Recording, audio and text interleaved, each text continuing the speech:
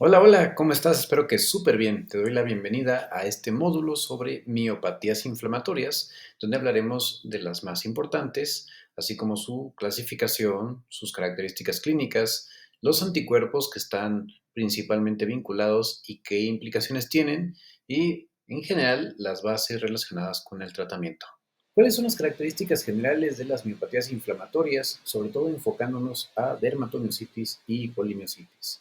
Algo que tú debes de saber es que se trata de enfermedades autoinmunes, es decir, donde existe un desorden en la forma en que se presenta la respuesta inmunológica, en este caso contra diversos antígenos presentes en los músculos o bien directamente contra la fibra muscular.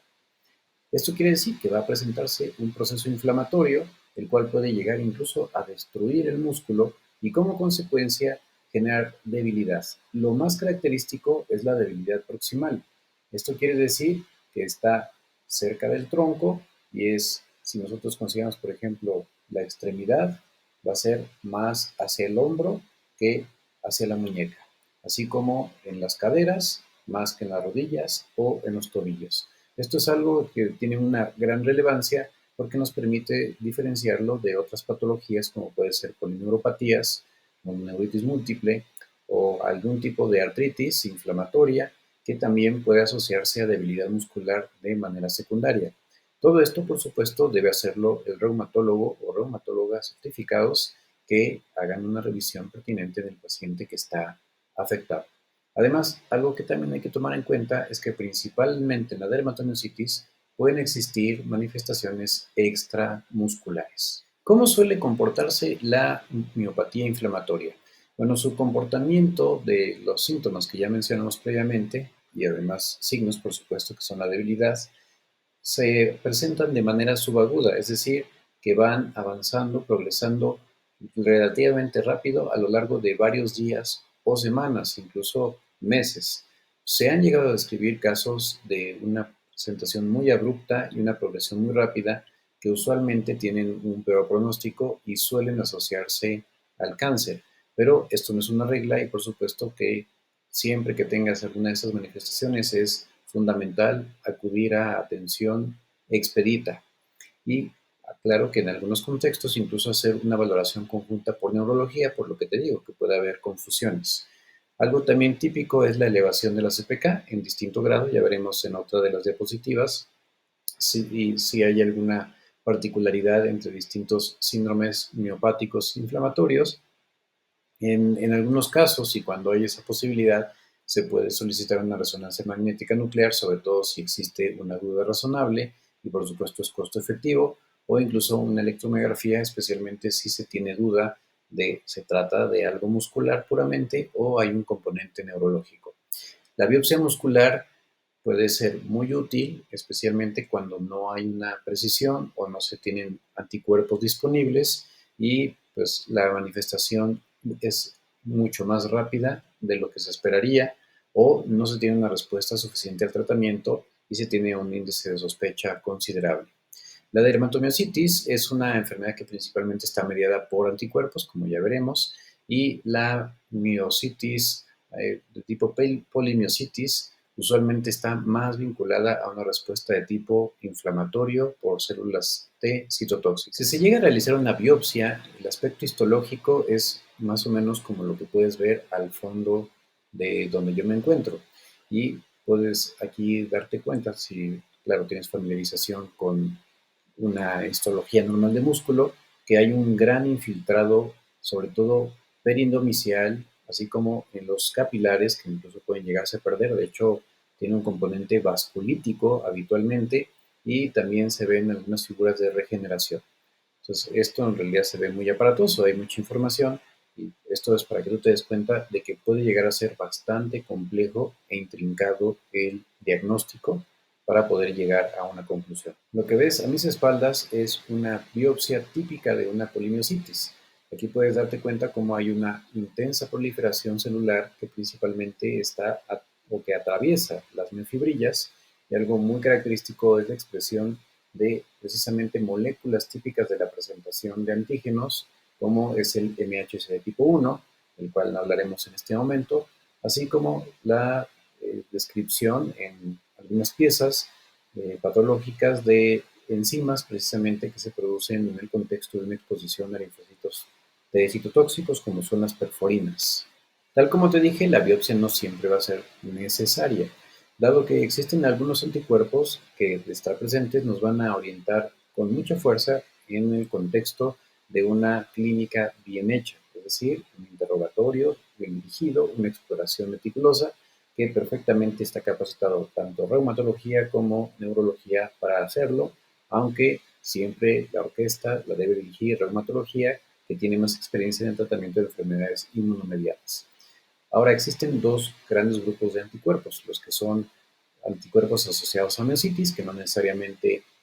van a estar solo en este tipo de miopatías, sino que pueden estar vinculadas incluso con síndrome de superposición o en el contexto de otros padecimientos autoinmunes, como veremos más adelante, y los que son típicos o específicos de las miositis, que de hecho tienen implicaciones pronósticas cuando se encuentran. Uno de los ejemplos más icónicos es precisamente el antijo-1, que se dirige contra el histidil de RNA de transferencia. Este causa el típico síndrome de antisintetasa. Existen otras variaciones, aunque este es el más frecuente y usualmente el de mayor agresividad,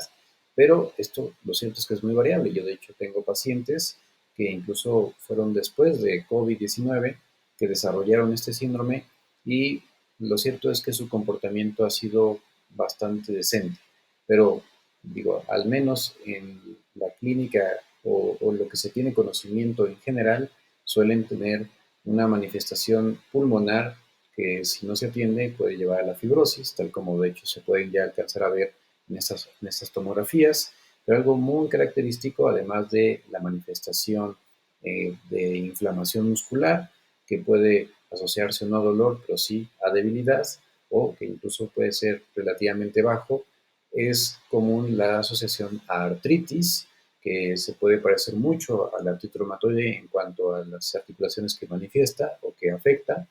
y también las manos de mecánico, así como ciertas alteraciones rugosas en la piel que son muy características. Su apariencia, su aspecto y comportamiento, incluso en la biopsia, es más parecido a la polimiositis que la dermatomiositis, y bueno, este anticuerpo se puede encontrar en el 20 a 30% de todos los pacientes con miopatía inflamatoria. El antimidos, que justo su nombre significa antimiositis, es un anticuerpo muy típico de las miopatías inflamatorias que principalmente se vincula a dermatomiositis. Y justo es frecuente que en este contexto haya enfermedades cutáneas más agresivas, en donde puede manifestarse desde la inflamación del lecho unguial, como podemos ver en las figuras, el signo del chal, el famoso eritema en heliotrópodo, que es una inflamación con eritema en los párpados, tal como se puede ver en la figura, y las pápulas de Gottron. En algunos pacientes también puede vincularse a la aparición de vasculitis,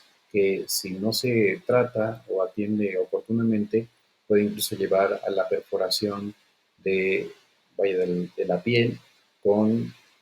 problemas de sobreinfección o incluso la calcificación distrófica, o sea, la precipitación de calcio en las lesiones cutáneas.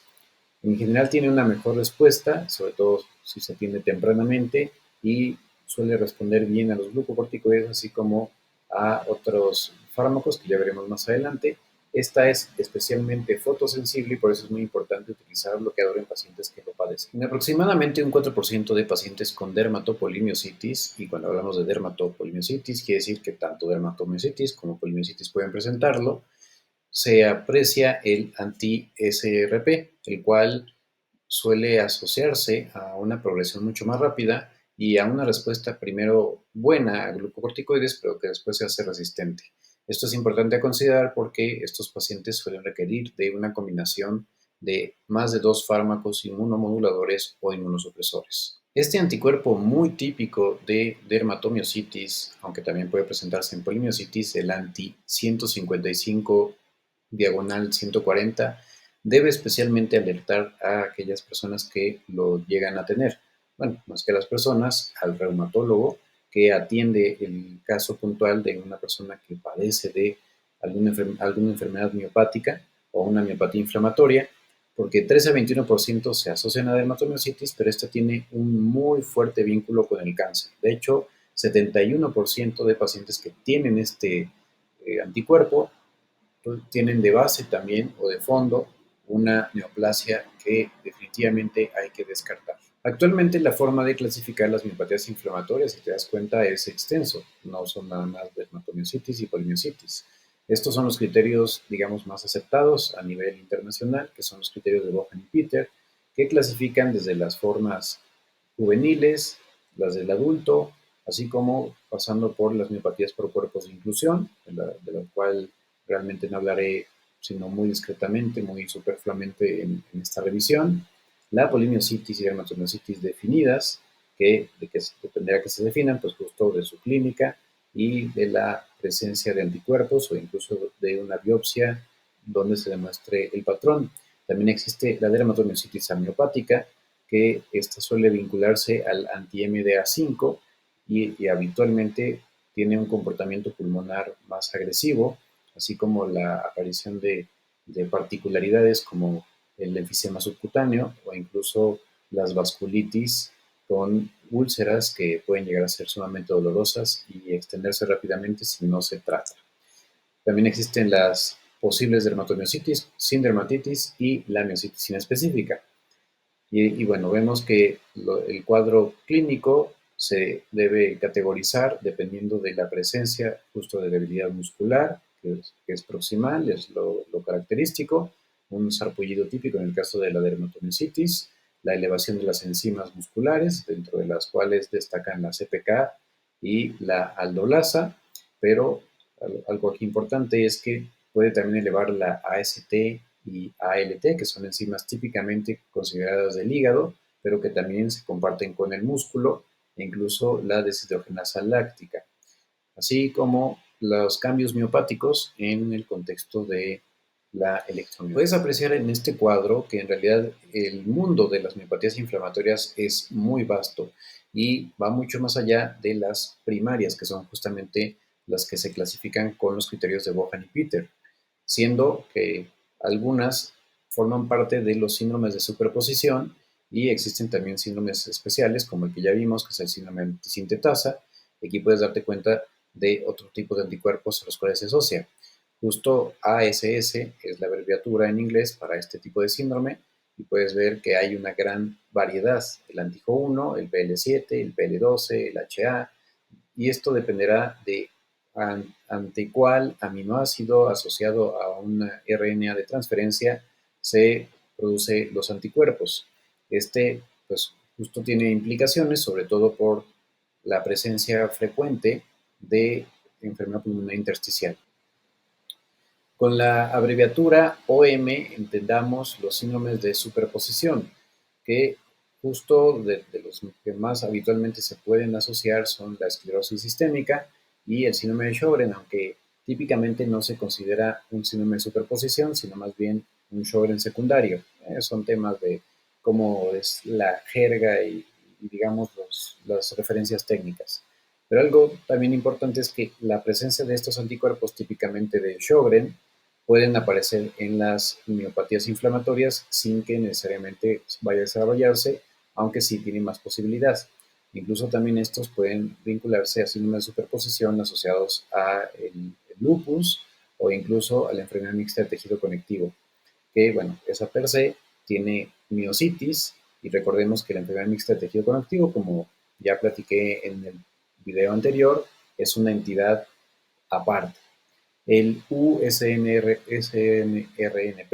se vincula principalmente a miopatía asociada a enfermedad de tejido conectivo, sobre todo lupus, y esto es importante tomarlo en cuenta porque el lupus per se puede producir miositis, aunque en este contexto suele ser una miopatía de tipo polimiositis que es más difícil de tratar y con mayor sintomatología. También está el PMSCL, que se vincula sobre todo a la esclerosis sistémica, el anti-QU, que se asocia también a esclerosis sistémica, el anti-NI2, que ya lo vimos previamente, el anti-MDA, que ya también vimos,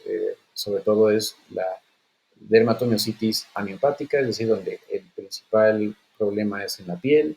el TIF1 alfa, que puede asociarse con mayor frecuencia justo a neoplasias, lo mismo que el anticuerpo anti-155-140 que vimos anteriormente, y por supuesto el antihidroximetilglutail-CoA reductasa, que es la enzima que precisamente inhibe las estatinas. Y ojo aquí, este anticuerpo por sí solo puede aparecer en malignidad prácticamente en su totalidad, es malignidad, y a diferencia del TIF1 alfa, que se asocia a manifestaciones de dermatomyositis, el que se asocia contra la hidroximetilglutarid-CoA reductasa suele tener una miositis necrosante o con necrosis, que es lo más correcto en español, que quiere decir que es mucho más agresiva, igualmente que el SRP, nada más que el SRP no se asocia a malignidad, aunque sí a enfermedad pulmonar intersticial e incluso a compromiso esofágico.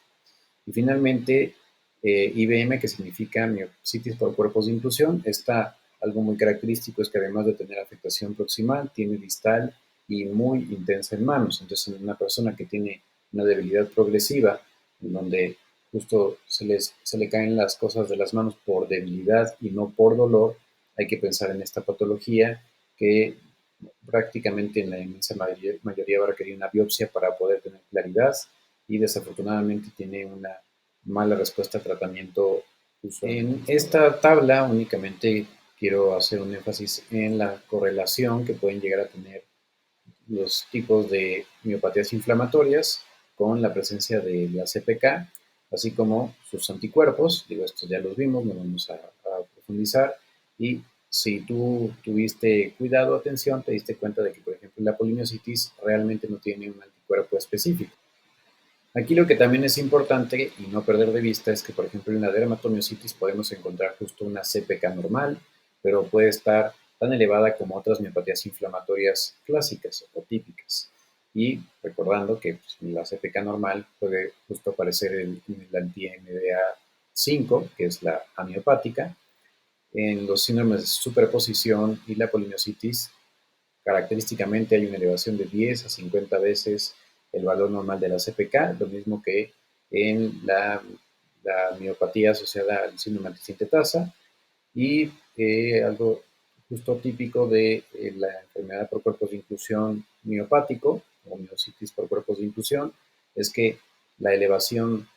suele o no estar presente o ser apenas sutil, no superando más de 15 veces lo normal. Finalmente, en cuanto al tratamiento, en realidad existen muchas opciones y todo esto debe individualizarse dependiendo, por supuesto, de la edad, las comorbilidades, la presencia sobre todo de enfermedad hepática, enfermedad renal, vaya, especialmente hablando de que el paciente ya tenía alguna enfermedad previa que contraindique el uso de alguna de estas, o bien si hay una infección concomitante o si hay compromiso pulmonar y se tiene una gran sospecha. Por ejemplo, en este contexto pues, se puede utilizar la gamma globulina hiperinmune, aunque desafortunadamente pues, es cara. Si hay un mayor involucramiento de la piel con vasculitis, aún en ausencia de enfermedad pulmonar intersticial, pues se puede pensar en ciclofosfamida o bien esta misma cuando hay enfermedad pulmonar intersticial. Igualmente si tiene recurso, rituximab. Pero en general, a los pacientes que no tienen esta manifestación o bien si la neumonitis intersticial no es tan grave, se puede emplear desde cetioprina, metronidazol, miclofenidato de mofetilo, incluso una combinación entre ambos. Entonces, en realidad opciones existen varias y todo esto se debe, pues, justo ir ajustando dependiendo de, pues, cómo es que se vaya comportando el paciente, como te digo, las demás variables. Pues esta decisión se debe tomar en conjunto con reumatología, con tu reumatólogo o reumatólogo que te valoren y bueno, pues también dependiendo de la tolerancia y la respuesta. Pero bueno, el asunto es que esas opciones están disponibles y adicional a esto, por supuesto, no hay que olvidar la parte fundamental de la nutrición, una dieta con un incremento en el consumo de proteína y por supuesto el ejercicio que en cuanto la persona pueda empezarse a mover, sobre todo aquellos que tuvieran un muy importante compromiso, lo tienen que hacer, ejercicios de estiramiento y ejercicios de fuerza.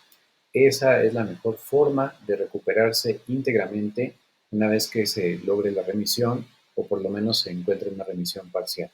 Y bueno, con esto me despido por esta ocasión. Espero que haya sido de tu gusto, de tu gran utilidad. Y bueno, te pido que si aún no te has suscrito a mi canal, pues lo hagas simplemente pues, dándole clic a la imagen, al icono en donde aparece mi rostro. Y para que no te pierdas ninguna nueva notificación de videos que estaré subiendo, no olvides activar la campanita y por supuesto comparte con tus familiares y amigos. Nos vemos en la próxima.